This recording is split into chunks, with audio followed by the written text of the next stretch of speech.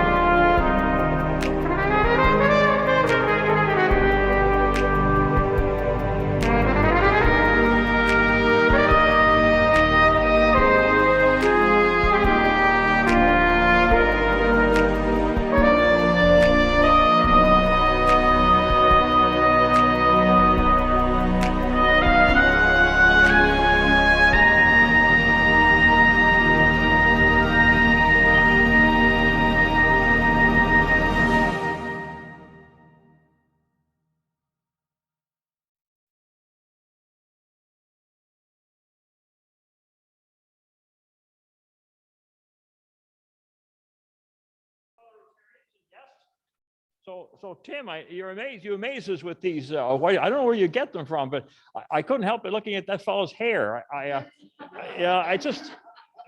found that fascinating. Okay, so this morning, President Dean, just a couple of things. First of all, as you know, I love to thank people, and I want to thank Warren. Barbie, when you see Warren, tell him we appreciate all his efforts on the weekend. And Barry and Ann, thank you so much for your work at Sobeys. How are we making out? They sold quite a few tickets there, right? Yeah, I did. Gave them the last 7 minutes this morning, and I got a bunch back, so we'll go to Sobeys. Okay, so it looks like they're all gonna go, right? Hopefully, yeah. Okay, all right. Well, thanks to the Rotarians working on that. Thank you so much. Our guest speaker, are you up there? It's Bob. Are you up there, Bob? Oh, nice to see you. Thank you so much for joining us this morning. You're going to be properly introduced in a few moments, but I want to give you a warm welcome to our Rotary Club. And I apologize for my back. The only thing I don't like about Zoom is you end up with your back to people. I don't like that at all, as you know. Okay, so a quick message. On November the 11th at 11 o'clock, there will be a virtual Remembrance Day ceremony brought to you by the Remembrance Day Committee at the Town Hall. And I'll have more information for you on that as the week progresses. There is going to be a ceremony in Cookstown at the Cenotaph with a limited number of people. So slowly getting back to normal. I just want to share a little bit of trivia with you, and I think it's kind of neat. You know, I'm always talking about the basketball and hockey, but 75 years ago on Tuesday night was the anniversary it's the anniversary of the NBA 75 years ago. And in 1945, the league started. It was then known as the Basketball Association of America, which later developed into the NBA, as you know, one of the biggest sports organizations in the world. Anyway, Canada had a team at the very start. The Toronto Huskies, and they they were playing the New York Knicks. And it was all to start on a Saturday night, all across the United States, and one game here in Canada on the Saturday night, kick off the new NBA. However, they couldn't get Maple Leaf Gardens, so they were allowed to play on the Friday night. So the very first game, basketball in the NBA, was played on a Friday night in Canada, which is kind of ironic because, of course, you know, basketball was invented by Naismith in Canada. So this is really, it's really a neat little piece of his history. And of course, the reason they couldn't play at the Gardens on the Saturday night, the Leafs were playing. So the Leafs have been around a long time, and they continue to haunt us, although they won last night. But I just wanted to share that little bit of trivia with you. And oh yeah, 3 in a row for the Leafs, yes. But again, thank you. Thank you to our guest speaker. Warm welcome to all our Rotarians and all the work you do. We appreciate it, and the town appreciates it. And you're a great bunch of people. Thanks very much, Dean. Thank you very much, Al. Jen, are you introducing our speaker this morning? I am, President Dean. Thank you. Bob Maguire was born missing part of his right hand and was enrolled in the War Amps Child Amputee Program, also known as CHAMP, at the age of 4. Growing up in CHAMP, Bob received peer support and financial assistance for the cost of artificial limbs and attended CHAMP seminars. As a dedicated member of CHAMP, Bob helped spread the War Amps Play Safe, Drive Safe message through presentations and by appearing as a safety ambassador on the association's parade float. Later, as a junior counselor, he encouraged younger champs to accept their amputations and develop a positive approach to challenges. In 2018, Bob began full-time employment with the War Amps as public awareness officer. In this capacity, he spreads the association's messages across Canada by organizing and hosting displays, engaging in public speaking, and coordinating the Play Safe, Drive Safe float in local parades. A part of Operation Legacy, Bob also takes part in remembrance events such as wreath layings on behalf of the association. He also leads sessions and offers support to younger champs as a regional champ at regional champ seminars. Bob's commitment to the War Amps and to helping meet the needs of amputees and their families makes him a valued representative. Please welcome Bob. Thank you. Thank you, everyone. I am so happy to be here. You know, after 2 years of COVID and things being shut down, it's nice to get back out into the public. And it's especially nice to speak to you in Innisfil, because I was born in Minising. I'm sure some of you may have heard it, on the other side of Barrie there. And my first job was at the 400 flea market. So I'm very familiar with Innisfil, and I just want to take this time to talk about the War Amps and its 100-year history. So there's a lot to unpack in 15 minutes, but I'm going to try my best. You've probably heard of the War Amps. You may have seen our PSAs. You may have our key tags, and I just want to share a little bit about what those PSAs and what those key tags do and how they help amputees like myself. I was born missing 3 fingers on my right hand. When I was 2 years old, I had surgery on my hand to open it up, so I'm able to grab things and just be a little bit more dexterous. I'm able to use both hands just a little bit more. And when I was 4 years old, I was enrolled into the War Amps as a child member, and now, you know, 30 years later or so, I've been working with the association, which has been really, really nice. So as you may know, the War Amps started after the First World War over 100 years ago, when war amputee veterans came back from Europe to Canada. They looked around and they realized they have nothing.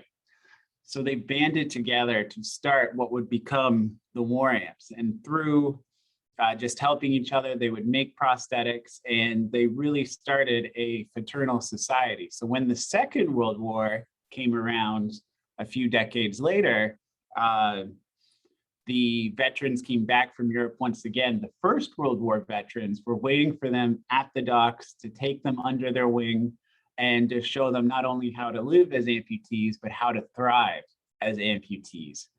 And it's pretty amazing. You know, we'll always be known as the War Amps, as a tribute to our first members that fought in the war. And as a way to make money for the association and employ amputees and differently abled people, we started the key tag program. And I always like to ask by a show of hands, who has a War Amps key tag? You know, these ones here? Anne does. Oh, that's great. Anyone else? A few others?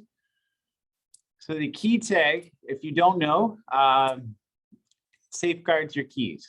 So if you lose your keys, all anyone has to do is find your keys, either call the number on the back or throw your keys into a Canada Post mailbox, and the War Amps will return it free of charge. We don't charge anything, but if you find value in the service, you are more than welcome to donate. We don't fundraise. We're not government funded. We strictly run for through donations from our key tag service. And that's the way it's always been.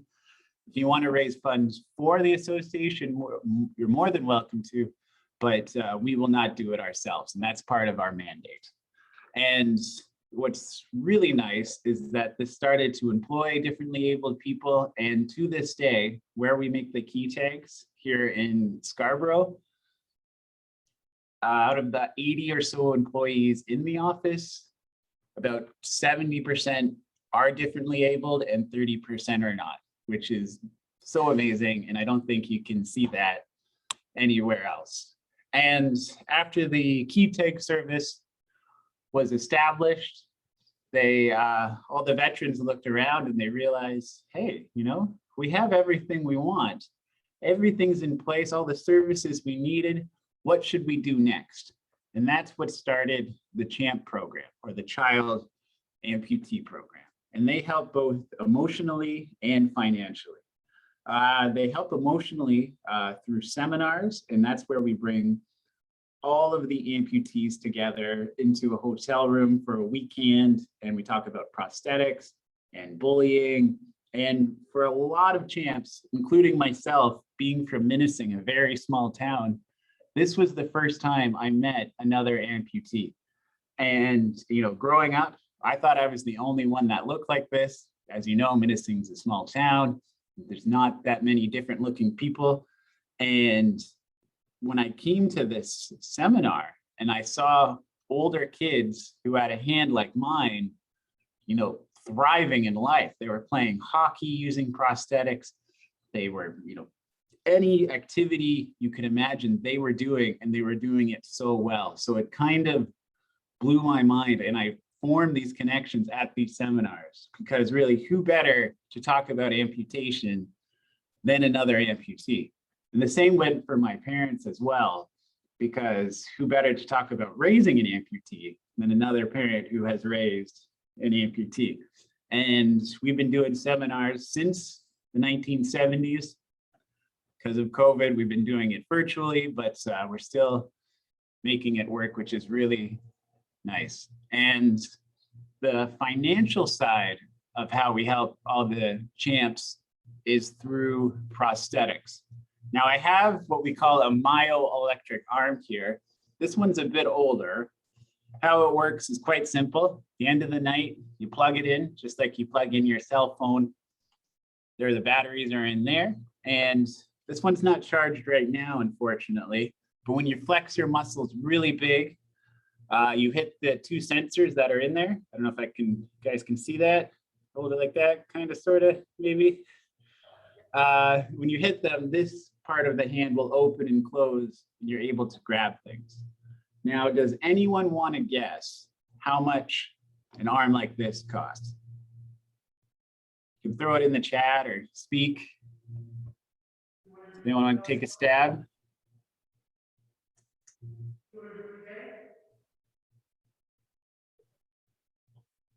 No? All right, I'll tell you. I feel like the price is right.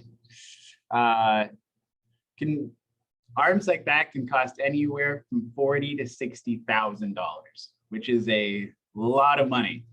And if you're a kid, and if you have kids, you'll know this, you know, every year they get a little bit bigger and they need shoes every year that are a little bit bigger. The same goes for arms and legs, because they don't grow with you, obviously. And you think you would know that, but certain insurance agencies don't. They think, oh, if we just pay for one arm, one leg, you're good. You don't need any other ones. So that's where we come in. And the Ontario government, they'll pay up to 75% of your first limb, and they don't realize that you need a limb every single year. So that's where the war amps come in, and we'll pay the difference for all the prosthetics for our kids.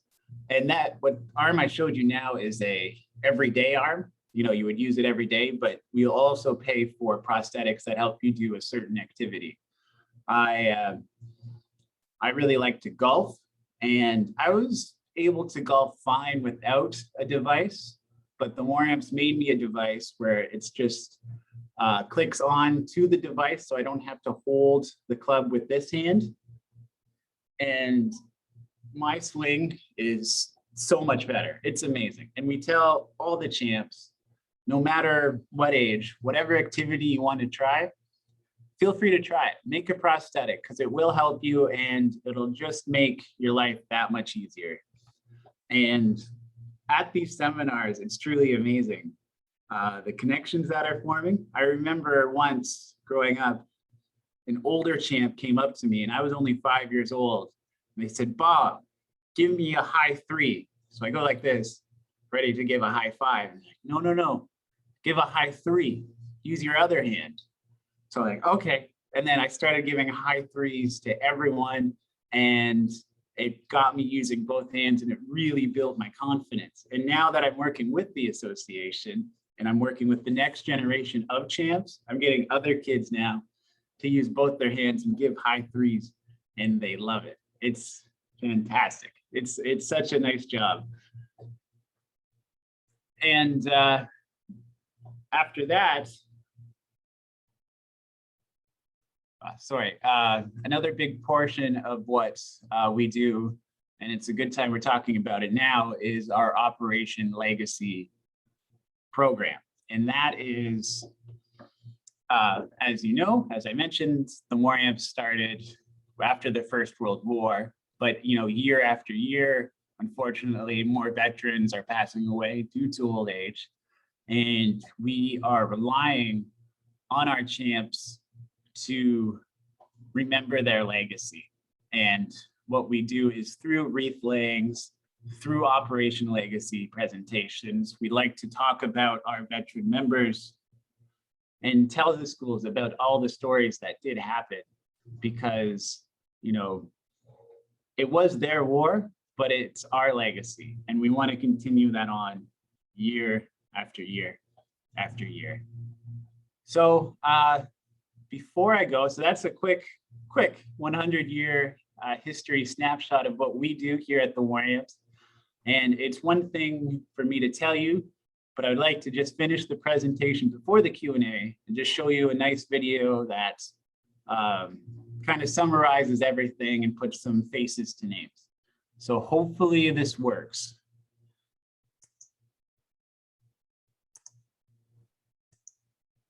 Guys can see that? Perfect. Big. Let me know if you can hear it as well.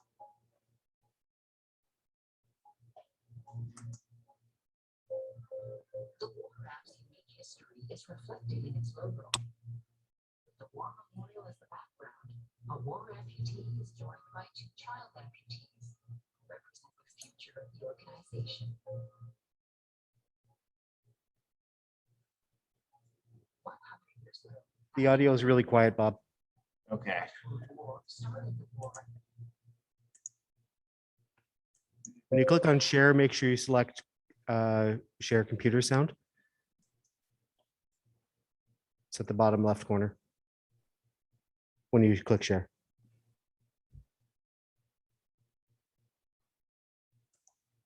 Try it again. Oh, there we go. Gotcha.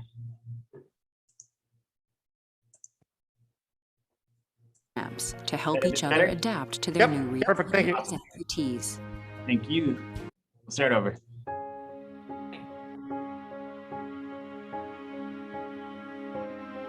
The War Amp's unique history is reflected in its logo. With the War Memorial as the background, a war amputee is joined by 2 child amputees who represent the future of the organization. 100 years ago, amputee veterans returning home from the First World War started the War Amps to help each other adapt to their new reality as amputees. Let us accept the challenge of amputation and overcome it in the same spirit that gave us victory in the days of war, victory in days of suffering, and will ultimately give us victory in our own lives, crowned by achievements worthy of our best selves. These veterans welcomed war amputees from the Second World War and established the Key Tag service to provide them with employment. With a philosophy of amputees helping amputees, the War Amps transitioned over the years to a national charity serving all amputees.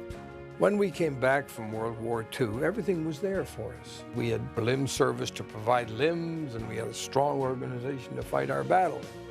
We said to ourselves, what happens now when a youngster loses a leg? Who is going to speak for these kids? So we started CHAMP. What does the War Amps mean to me? Where do I start? The War Amps is everything. The artificial limbs, all of the resources, the seminars, the emotional support, having a positive attitude, all of that is from the War Amps. Because of those donations from the public, the War Amps are changing amputees' lives every day. I don't think anybody can really put a number to how many lives they touched. It certainly impacted my life. I would not be the human being that I am today had it not been for that decision 100 years ago to begin the War Amps. Today, the association continues its crusade to improve the lives of war amputees and all amputees, including children, a legacy that will carry on long into the future. When the war veterans decided to help out child amputees, that was an amazing thing that they did because it gave people like myself an opportunity that I otherwise wouldn't have. And because of that, it made me more confident in who I am as a person. And I can now continue their legacy and help out kids who were just like myself.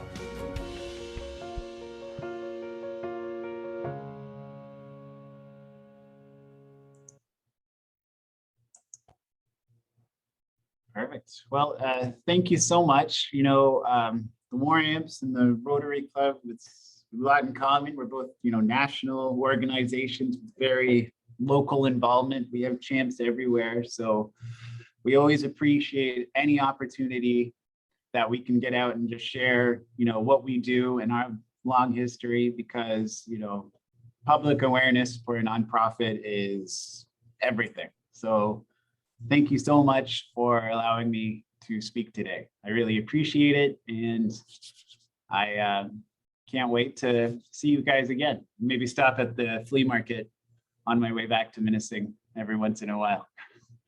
I guess we'll open it up to questions if that's next.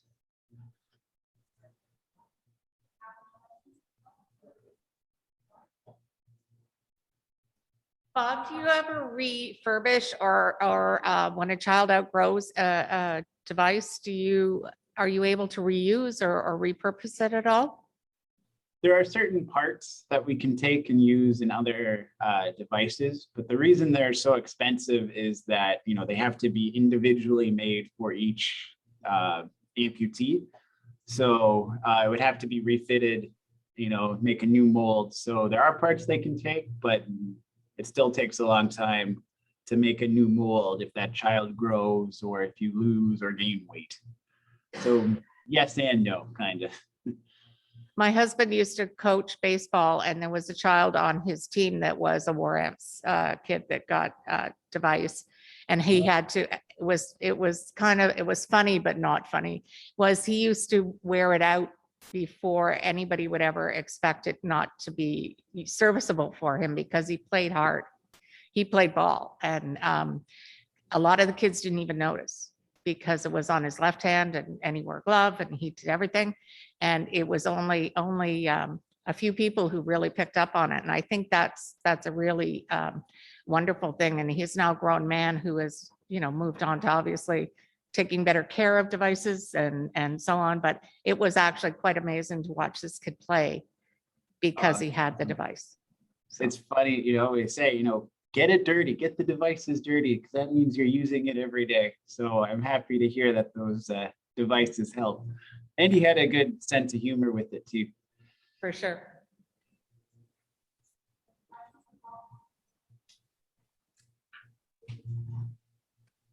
Bob, if we wanted to participate and get the key tag, can we do that on your website? Yep, absolutely. Just go to waramps/key tag, and you can throw in your info and they'll mail them out to you. Perfect, thank you. Yep, no problem.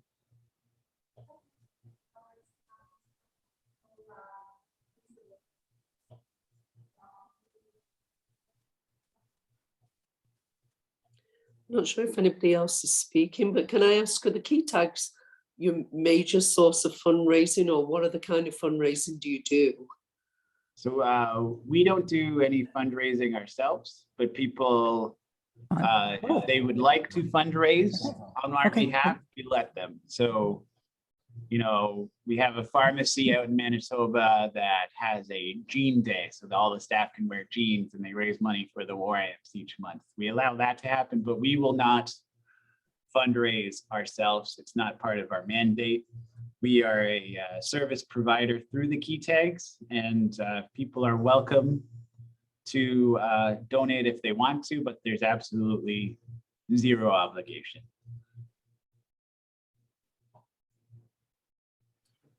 Any other questions for Bob? Okay, Bob, I just have a quick one. If you can go to the website and purchase the key tag, I know there used to be mail outs to people, and you could do it that way. Does that still happen, or are there any other opportunities except through the website? Oh, yeah, if you're already registered, you'll get the key tag. You'll get a new key tag every single year. And if you have your key tags already, we also send the address labels as a way to thank you. You might have gotten it recently, but you can go online if you haven't got your key tag, or also call us as well. Okay, thank you. No problem. Any last questions? Okay, well, thank you very much, Bob, for joining us this morning. That was really interesting. No problem. Happy to be here. It's nice to get out again. Thank you so much. You're welcome to stay for the rest of our meeting if you like, but if you have something you have to go to, we understand. Perfect. Thanks again, everybody. Okay, thank you. Okay, so President Dean had to leave for an early meeting this morning. He asked me if I would just finish the meeting for him. Old business. We have beer for a year. Jeff, do you want to give us an update on that?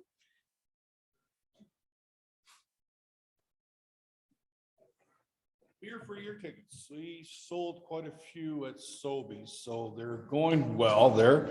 So I would like all the stubs, all the monies back by the 24th of November, earlier if possible, so we can do the counting of the tickets and the stubs. Because I don't want tickets back. I want the stubs back only and the money. That's it. And you don't have to send me the money or give me the money. You can send it directly to Chris. Everybody's got his email address. You can just directly deposit to him. And then he gives me a readout, which we get, and we have all the accountable monies for it. So, and we're doing well right now. So I just got a bunch of books back this morning. So hopefully we'll sell them at Sobeys this weekend coming in the following weekend. So they're all gone. And on that note, I also have cash calendars now, which we partner up with Barry Heronia. For every calendar we sell, we make $10. They're $20 a piece. The calendars basically are free this year, like last year, but the stubs are $20. And it all goes to a good cause. Last year, we had it to KOA camp for kids. So this year it's going to be the same. And if we want to change that, we have to have a conversation with the club to see if we're going to change that, because the KOA in Cookstown is now no longer there. So we may still it's just a kids camp. So it's something that we can always donate to. Like this year was $1,300 and some dollars. We donated to them because we sold 135 calendars last year. This year, I got 150 calendars to sell. So when you want your calendars, if you need them, I will deliver them to your house, whatever, and we'll go from there. And hopefully we can sell out 150 calendars and the rest of our beer for your tickets. And we can do something in the community. When do you need the money back for the cash calendars, Jeff? Do you know yet? Probably mid-December. Okay. Till up until Christmas.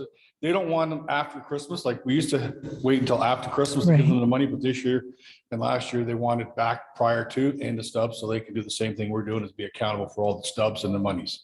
So. Okay. Yes. Yeah.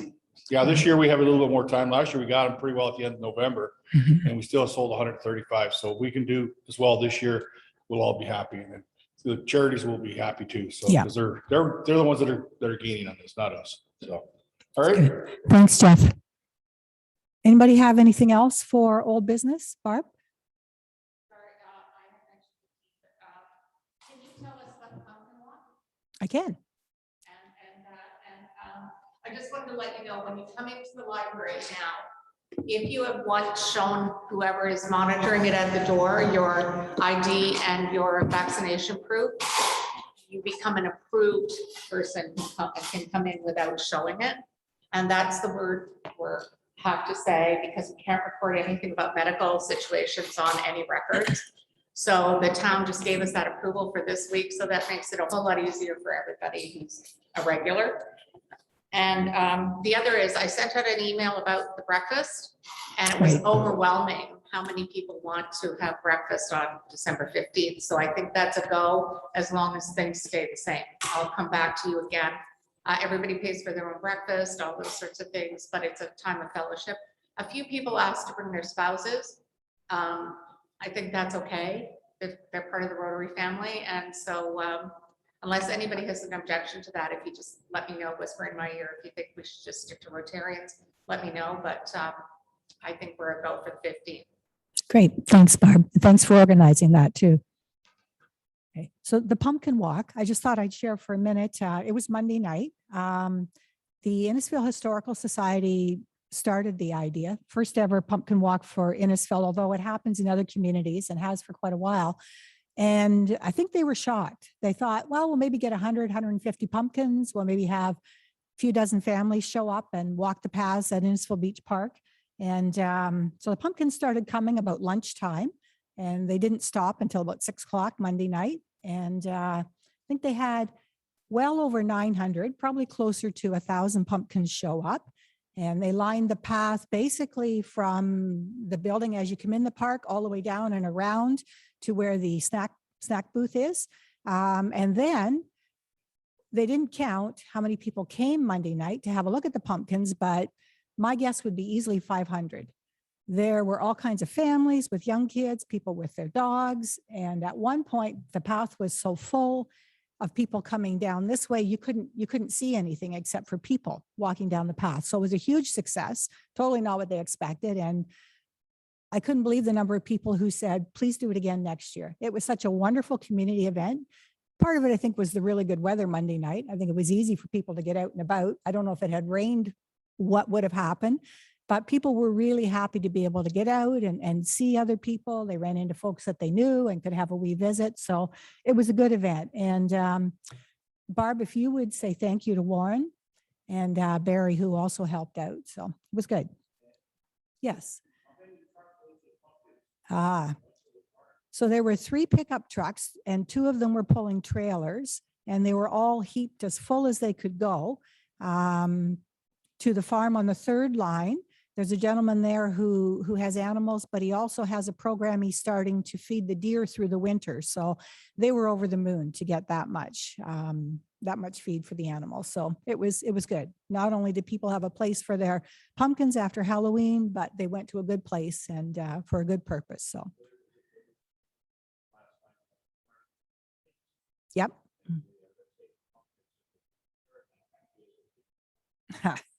Yeah. And I saw on Facebook, there are a couple other small farms that have just put up notices saying, if you have a pumpkin and you want to drop it off, please do.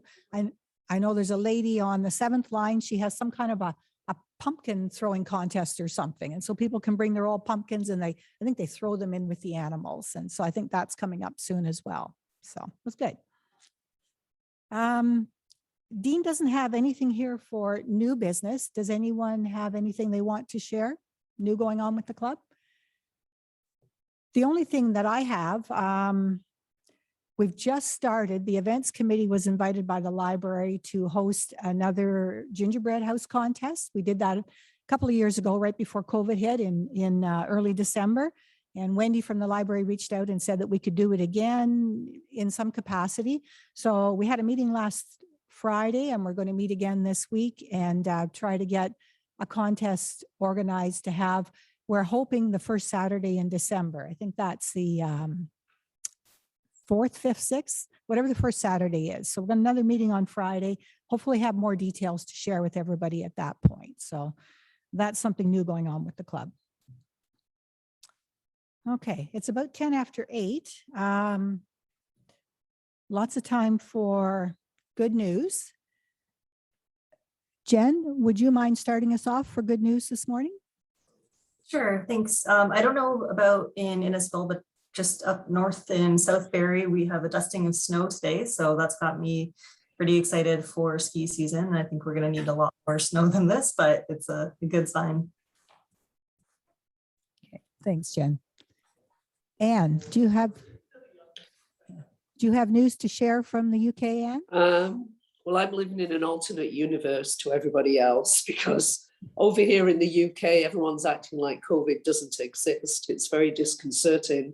We contracted bad colds, which we haven't had colds in a couple of years, and we've had to have daily COVID testing to make sure that it isn't COVID and it is in fact a bad cold. And we're just waiting for our latest PCR results so we can get on a plane and come back to Canada tomorrow and then hide in our house and get over our colds. But otherwise, it's just a very strange environment to be in. I'm looking forward to coming back to what is a much safer environment in Canada with masks and everything. So other than that, being with the grandkids and everything has been great, but looking forward to getting home now.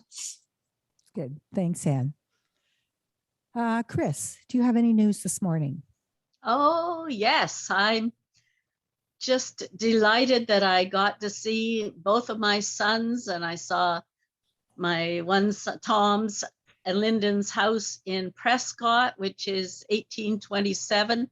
And we went in the basement and it mirrors all the ages of changing heating types and that sort of thing.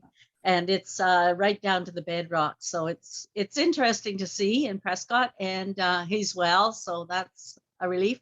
And then I was with Richard and Ashley and their children. And I was there for Halloween night, so the both of them could go out with their kids and I doled out the candy. So it was just wonderful to be together as a family again. And unfortunately, I didn't get back in time to help with the pumpkins, but I'm glad to have had that little bit of time with my family. For sure. Thanks, Chris. Teresa.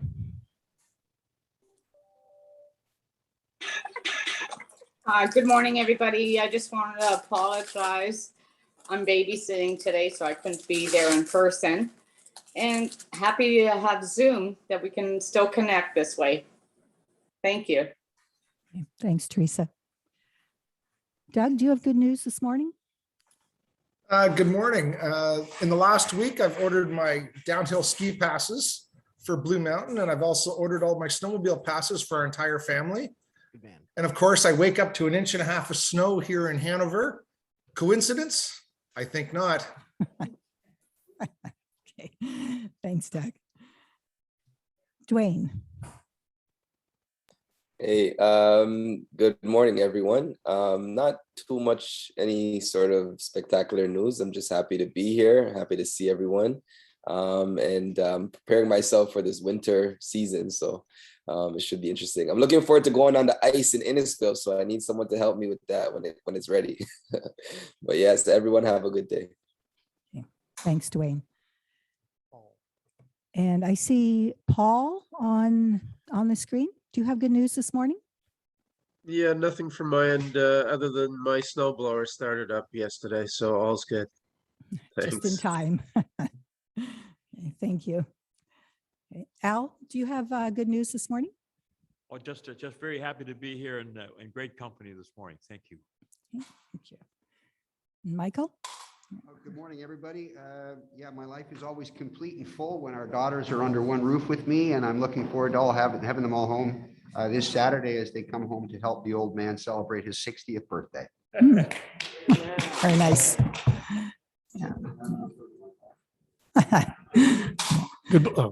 Good morning. I don't really have anything to say, but thanks, Doug, for saying you got your snowblower started, because that reminds me, I better get mine going. Good morning, everyone.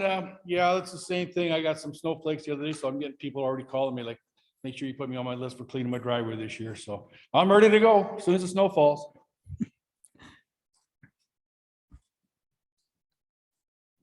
Everything is good in our house. Thanks.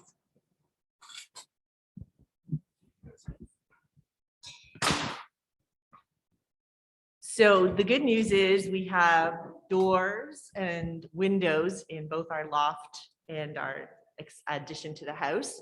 And insulation is there today, so we will actually be warm sooner than later. Good morning, everybody. Good news today.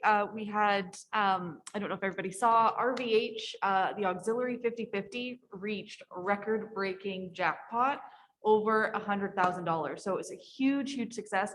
Our auxiliary 50/50 hasn't even been running a full year. And really anyone can purchase tickets. So we were really excited. That again is all in support of their pledge to the RVH Foundation to build the new expanded health center and also the South Simcoe hub here in Innisfil. So yeah, great news for our community. Just happy to be here today. No special news, but glad I'm here. Thank you. For me, just the, I'll keep talking about work again, but yeah, the OFSC, we had the switchover in permits, so the price went up. So in the last 3 days before the price went up, we did over $5 million in revenue. Oh, I had wow. never seen that many people buy things. So that was when Doug mentioned he got his pass. It's like, good for you. You were one of those numbers. Great job. That's And great. you have Yeah. yours. So are those new numbers? Are people excited to get out and Yeah, and yeah. get Apparently this is entertained? a record-breaking year for the OFSC. So I'm proud to be the guy that kept it going. That's great. Thanks, Tim. I don't really have good news. We're just patiently, well, maybe not so patiently waiting for the weather to get turned around so we can finish harvest, but otherwise everything's going well. Okay. Did I miss anybody?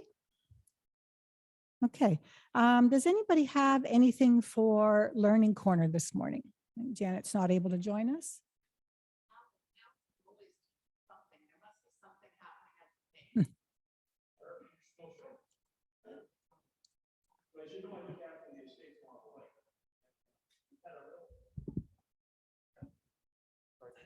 Oh. Give Al a second here. Oh, good to go. Okay, as you know, I take care of some estates along the lake. And for years, we have a real problem with geese. And the town has a problem with geese. Sometimes they have to close soccer tournaments because the geese have just ruined the fields. Anyway, one of my customers decided that we had to take drastic action. So we replaced all of the lawns and the sod on the lakeside of the property with AstroTurf. And the company assured us, they gave us a guarantee that the geese wouldn't go on it. And they were right. The AstroTurf, geese do not like AstroTurf. But that led, I still had a problem because we have mulch in the beds. And the geese put nests in there early in the spring. And once they have a nest there, you can't, the only way you can get rid of them, unfortunately, is to kill them. And of course, the people along the lake, they just wouldn't have that. So they nest and they make a real mess. And the father, he's around. up on a roof watching. And if you go near the nest, he comes down, he swoops down and he attacks you. And it's really been a real problem. Anyway, this morning, I have a delivery of mulch coming from Hamilton, from the AstroTurf factory, and it's plastic. It's a plastic mulch. And again, they guarantee that the geese won't build a nest in this. So if you're interested, if you're having problems with geese, I can give you the name. I understand that we're looking at around 40,000 for the lawn by the lake. But I'll tell you, it's amazing how they don't even come out of the water and go on it. They can see it's different and they don't come near. So that's my stuff for Learning Corner. Thank you. Thanks, Al. Okay, I think maybe we'll just close out the meeting a little bit early this morning, let you get away a little bit earlier. So thank you, everybody, for joining us. And oh, yes, please, Jeff. I will pick a number. All right, it is 437. Okay. Yay. Very good. Do you have cards? Okay. Have a good day, everybody. All right, take care, all.